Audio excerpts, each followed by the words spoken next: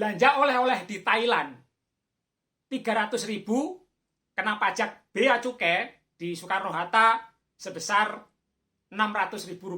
Nah, ini khusus buat teman-teman yang mau pulang kampung karena sebentar lagi ada libur lebaran Hari Raya Idul Fitri. Hati-hati dengan belanja oleh-oleh di luar negeri, teman-teman.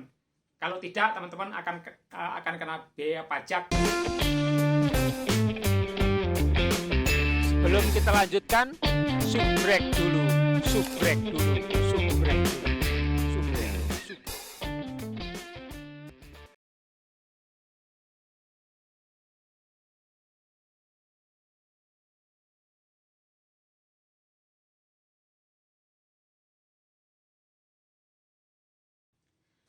Assalamualaikum warahmatullahi wabarakatuh. Jumpa lagi teman-teman dengan Gito Abikavin.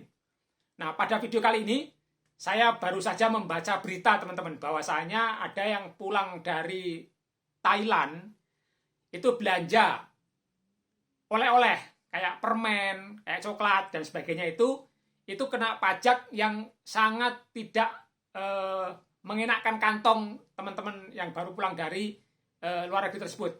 Namanya Tiara, teman-teman. Namanya Tiara. Ini diceritakan di mana ya? Di Kompas lah, di Kompas ya.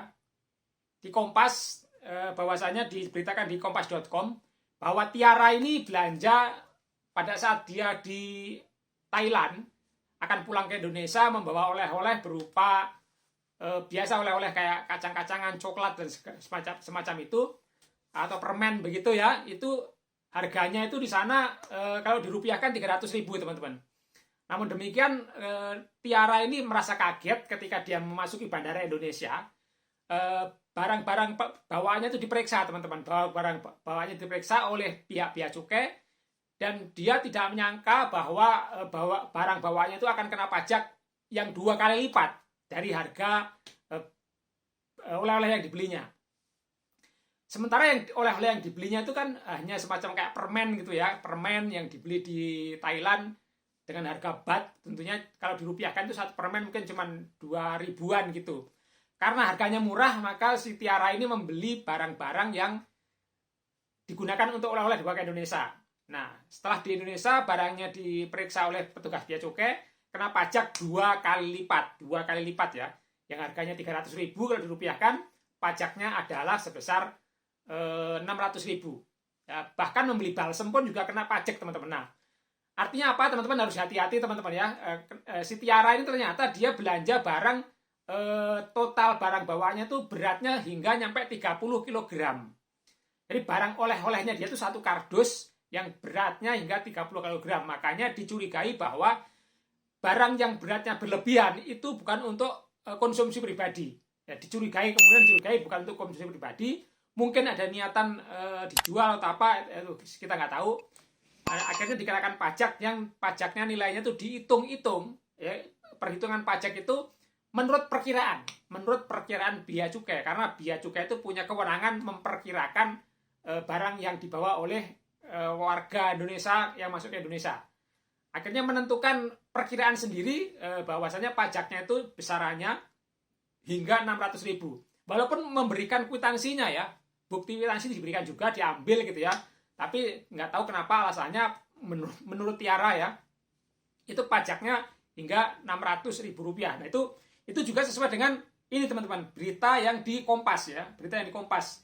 Jadi ini bukan ini awal-awalnya Tiara itu nulis di TikTok bahwasanya di TikTok tuh kena pajak bea cukai 600.000 buat oleh-oleh 300.000, tulisnya sedemikian. Nah, itu yang akhirnya rame teman-teman. Yang akhirnya rame, maka sekali lagi khususnya teman-teman yang mau pulang ke Indonesia, udahlah ngalah aja gitu kan. Ngalah aja bahwa kita memang nggak usah membeli belanja barang-barang oleh-oleh dari luar negeri yang jumlahnya tidak wajar.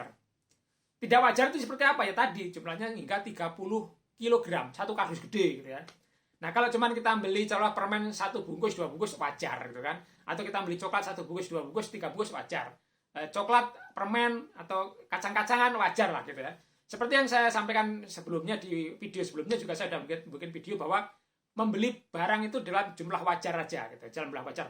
Walaupun sebetulnya contohnya seperti Tiara tadi, itu belanjaannya itu tidak nyampe 500 US dollar, teman-teman. Tidak nyampe US 500 dolar. Padahal seharusnya kalau 500 US dollar kan itu pre pajak gitu ya. Namun kalau dihitung-hitung 300 ribu kan nggak nyampe 500 US dollar. 500 US dollar itu kalau dirupiahkan sekitar 7,5 juta. Jadi kalau 7,5 juta ke atas itu baru kena pajak. Baru kena pajak sebetulnya. Nah, itu namun demikian begitu ya. Nah, lagi-lagi karena sekarang menjelang Lebaran ya, teman-teman diusahakan sebaiknya jangan membeli oleh-oleh yang jumlahnya berlebihan. Dikhawatirkan akan bermasalah nanti ketika di bea cukai. Saya juga nggak menyalahkan pihak bea cukai karena pihak cukai itu adalah menjalankan tugasnya. Mungkin juga udah punya aturannya gitu kan, punya aturan yang harus digunakan. Namun kenapa demikian?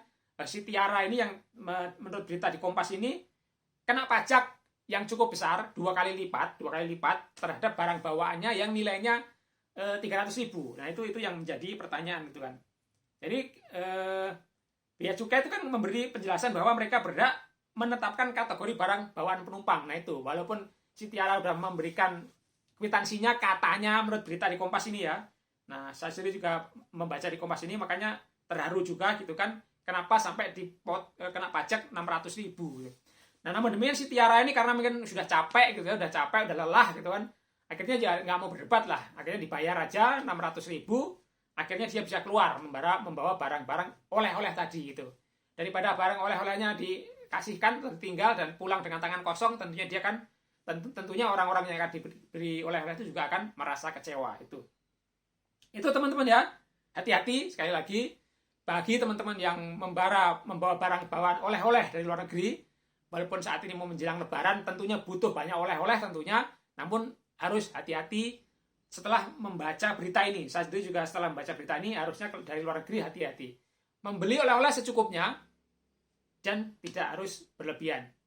Terima kasih telah melihat video ini. Dan bila ini bermanfaat buat persiapan teman-teman pulang ke Indonesia, silakan dibantu untuk klik tombol like, subscribe, share, dan komen. Jangan lupa bunyikan tombol loncengnya agar teman-teman selalu mendapatkan update video-video terbaru dari channel Vito Abikavin. Terima kasih, saya pamit undur diri. Assalamualaikum warahmatullahi wabarakatuh.